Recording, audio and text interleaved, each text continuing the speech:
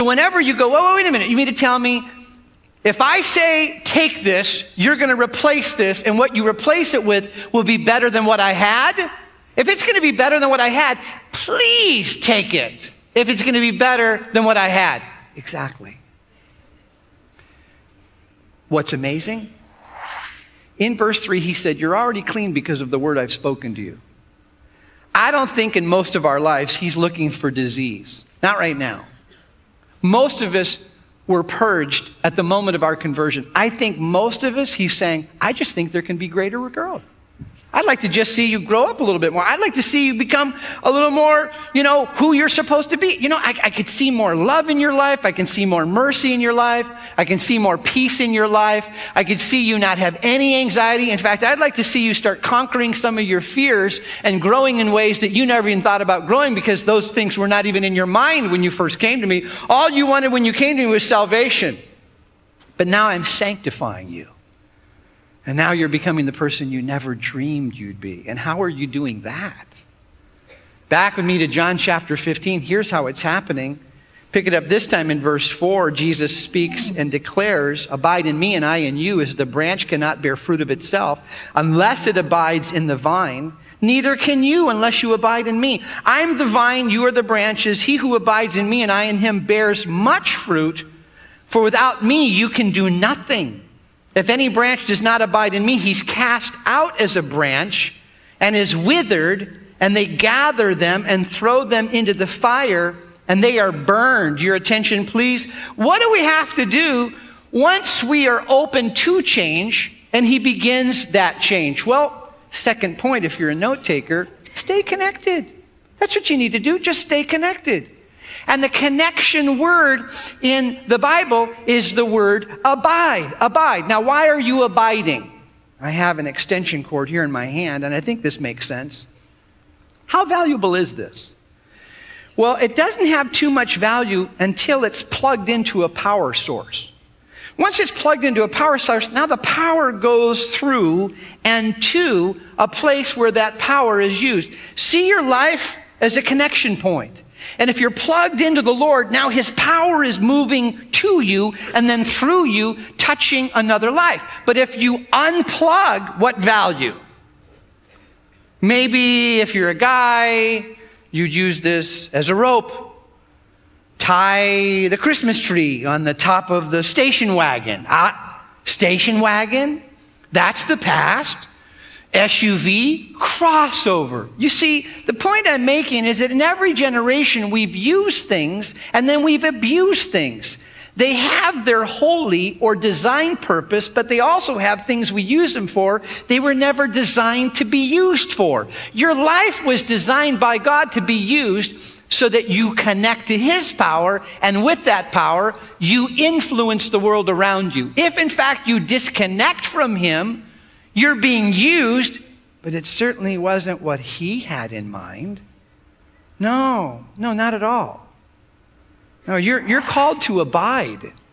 And if you want to find that word in your text and circle it wherever it shows, in verse 6, abide in me. Yeah, it literally means, and you can write down these words, continue or dwell or be present, you see. He's hoping that you will understand that apart from him, and here's the way he said it, you really can do nothing. How embarrassing, how absurd, how foolish when you think you can do life not being connected to the source of resource. Where does that spirit come from? Oh, keep your place in John chapter 15. See with me where that spirit comes from. It's Isaiah chapter 14. And in Isaiah chapter 14, I'll set the stage. There are some sections of Scripture in God's Word that have dual identity. Dual identity, yeah. On the one hand, they're speaking to a specific character at that time in relevant terms. On the other hand, there's also a second identity. Now that identity is given to us quite clearly. In the 12th verse, Isaiah chapter 14, we read, "How you are fallen from heaven, O Lucifer, son of the morning.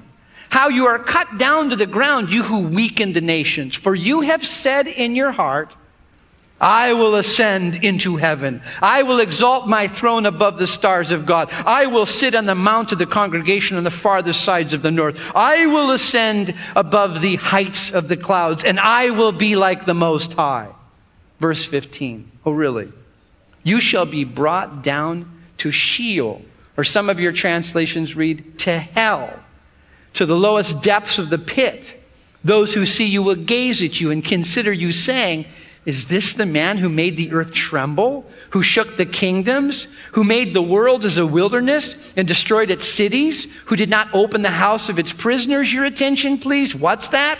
This is a specific prophetic reference to the king of Babylon. It is, however, also a reference to the enemy himself, who has said over and over and over again, this is what I can do, and I don't need God to do it. Oh, really? Join the rest of the firewood, my friend. Firewood? He said, yeah, the only thing good for these things that decide to just go off on their own is they turn into firewood. The implications of that fact are a little scary, because I think that you may think I'm talking about damnation, a future separate from God, where you pay the price through torment. Christian, listen. It's been said before, and I'll say it this time. God did not create hell for you. Hell was created for the devil and his demons. God doesn't send anyone to hell. You choose it. You say, I'm not going to do his thing. He goes, okay, listen, I gave you some options. I was actually not just looking to transplant, but to transform. And you had the chance to, at the end of that Bible study, leave your polluted pot and move to some sweet soil. But no, you chose to stay in your broken and crooked condition and not do what I was inviting you to do. You didn't stay connected. Here's the tragedy. The tragedy, going back with me to John chapter 15, is that this word abide implies, listen, an element of reward. You see, when I see the word abide and I follow that sentence in a Greek dictionary, the first word that pops up is the word stay. Now, what does that mean? Well, in my mind, I see a dog with a milk bone on its nose. You know what I'm talking about? Promise me there's a treat.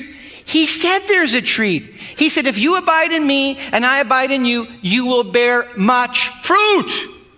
There will be a treat if you will just hang in there. If you'll just stay connected. If you'll stay connected, you stay there. What happens? There is a treat. It's in the future. Trust me. Salivate. I understand. Begin to anticipate. You should, because that's how good God is.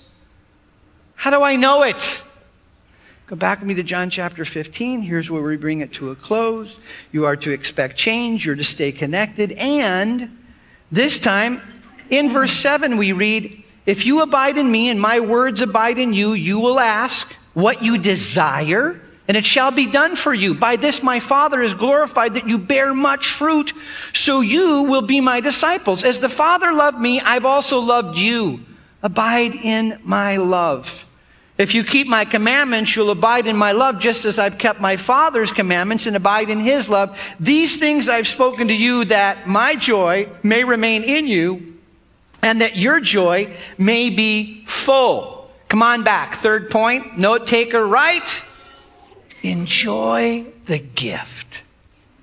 Enjoy the gift. What do you mean? The gift of access to God. Oh, I'll illustrate it to you this way. In my pocket, I have my keys. This is my keychain right here. And what do I have on my keychain? This key, master key, unlocks every door on this property. Now, sincerely and spiritually speaking, let me ask, where do you want to go? What do you want to do with your life? You need a job? Listen. He has the keys that open every door on the planet, my friend. What do you want to do with your life? You want to conquer some fear? He's got the key. You want to meet a new friend? He's got the key. Whatever you need, he's got. And here's what he says. He goes, will you ask me stuff? Why don't you ask me stuff? He goes, I want you to ask me stuff because I'm going to do some stuff, and I'm doing stuff on your behalf because I want you to have my joy, and I want you to have joy, listen, that is full. Full joy? Circle the word for full in the text. And close by, write this word. It shows up in a Greek dictionary. Listen, crammed full. It's crammed full joy. Can you imagine coming to church and being so crammed full of joy? I can't take any more joy. I got to get out of this Calvary place. I'm too filled with joy, man. I come to Christ. He gives me the gift of salvation. But with the gift of salvation, he gifts me with an ability. Can I speak for you, God? Can I preach for you? Now, I can't do that, Lord. I'm a sinner. I'm undone. Oh, your grace that comes after the gift is sufficient for me to use so that I can have joy being used of you. Now, how does he want to use you? I don't know, but he does. And sometimes it's just a matter of you tuning in and going, God, what is it that I do have to give? What could I do? Is there somebody in your neighborhood that maybe lost their job and they could use a box of groceries? Could you walk up to somebody at the gas station and say, if you look at the condition or their position or made aware of this time in their life, hey, let me go ahead and give you some money for your gas. You see, I found that beggars are beggars, but so many people who are hurting will never ask for a dime. But if you're in tune with the Spirit, what happens? If you're a secret agent of God, and you put a box of groceries someplace and decide to be anonymous, and that person is blessed, something's going to happen on the inside of you. You're going to have joy like you never had joy before. And if somebody ever does find out, what happens is that immediately, you're the one who provided the groceries. You have no idea what you did. You saved me. I mean, we were really thinking of, and you feel this sense of, oh, my hands were his hands. My heart was his heart. My eyes were his eyes. And your joy is full. You're full. Money can't buy that. You don't get that watching TV.